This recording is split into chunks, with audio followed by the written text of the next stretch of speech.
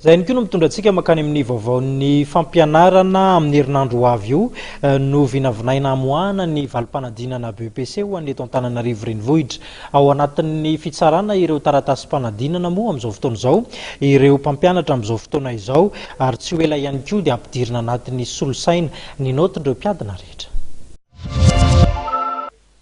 Mbola ao anatin'ny fitsarana ny taratasy-panadinana, andreo mpiadina niatrika ny fanadinana BEPC, ireo mpitsara ao amin'ny foibe-panadinana etsy amin'ny LMA androany.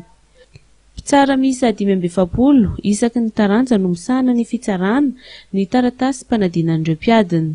Misy ireo taranja efa nahavita ny fitsarana ary rapitso kosa no vita ny an'ny sasany. Ary amin'ny alatsinainy izao no hanomboka ny fampidirana ny noty ao anaty solosaina na ny transcription.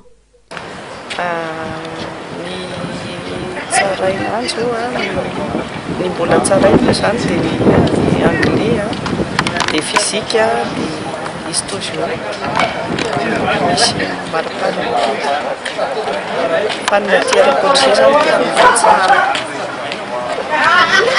Misafiry ireo tsarana zay dia mety misy ireo marika kely hoe inona ny noty tena ambany indrindra amin'ireo matière nofiarina tamin'ity fanadinana ity.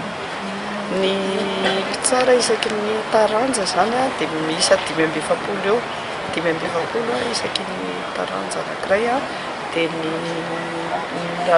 mban'ny fampiresana teo amin'ireny corps matière satria misy corps matière ny fitsarana. Dia ny matematika izao no atao hoe be ambany. Aoriana ny fitsarana, vita fitsarana dia inona ny aterevina no mety anaovana ny transcription? Fitsarana zany Raha ny fantatra dia amin'ny faraparan'ny herinandro iny no ivoaka ny vokam-panadinana BEPC amin'ity taona 2017 ity ho an'ny farim-piadidim-pampianarana Antananarivo renivohitra.